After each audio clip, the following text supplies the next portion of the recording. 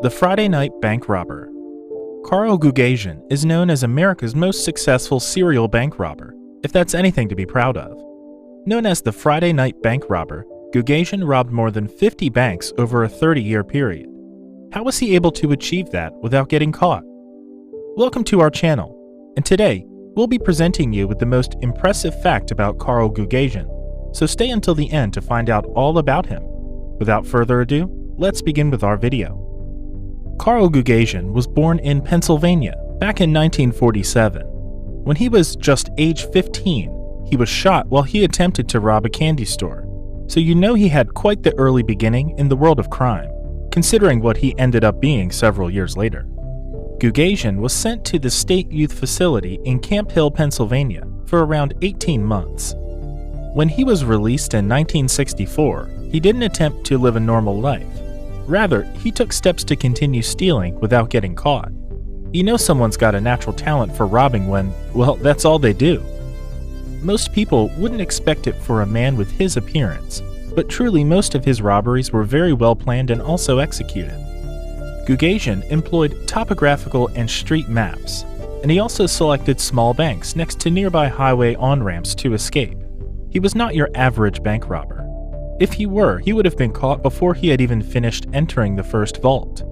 He robbed over 50 banks over a 30-year period, managing to snatch a total of $2 million, which might not seem much by today's standards, but has been estimated to be around $40 million today. After Gugasian was released, he wanted to continue his life in crime and to become good at it. We can just imagine his philosophy. If he wasn't going to be getting a daytime job anyway and dedicate himself to crime, he might as well be the best one to do that. Either way, he began a career in an electrical engineer program at Villanova University, and also joined the Reserve Officers Training Corps. Eventually, he went to serve in the U.S. Army at Fort Bragg, kind of a whole 360 when compared to his life in crime. He even earned a master's degree in systems analysis and doctoral work in statistics and probabilities at Penn State. Gugasian is notorious for attempting to commit several other robberies, around 8, but backing down before entering the bank. He succumbed to his impulses, committed his first robbery after graduating, and used a stolen car as his getaway. He usually created a cache to stash evidence connecting him to the crime immediately after the robbery, and would then return to retrieve his stolen goods once the heat of the moment was off.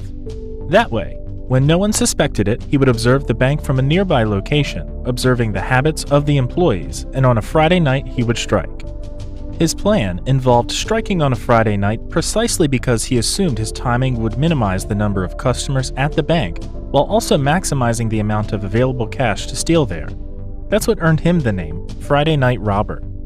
Whenever he attempted a robbery, though, he would wear a gruesome Freddy Krueger mask modified to look even scarier and threatening, using it to hide the color of his skin and accompanying his disguise with bulky clothes. The instant he reached the counter, he leapt over it, brandishing a handgun to terrify everyone, and then stuffed the money from the cash drawers into a bag in less than 2 minutes. Gugasian was so effective because of his meticulousness, his planning ahead, and his crazy prodigious stealing abilities. If everyone is born with a talent, his own was definitely robbing. Despite this, Gugasian was eventually captured and incarcerated. The reason for his capture was due to him hiding his plans and the equipment for his robberies, including the face masks, disguises, weapons, and ammo, in PVC pipes hidden in a concrete drainage pipe, which were found by 2 boys who were playing in the woods in Pennsylvania. The police were able to construct a more accurate profile basing themselves on this information, and it led to his arrest in 2002. Since he cooperated during his arrest, his initial 115-year sentence was reduced to a measly 17 years. In fact, he even taught math to the other inmates while in jail.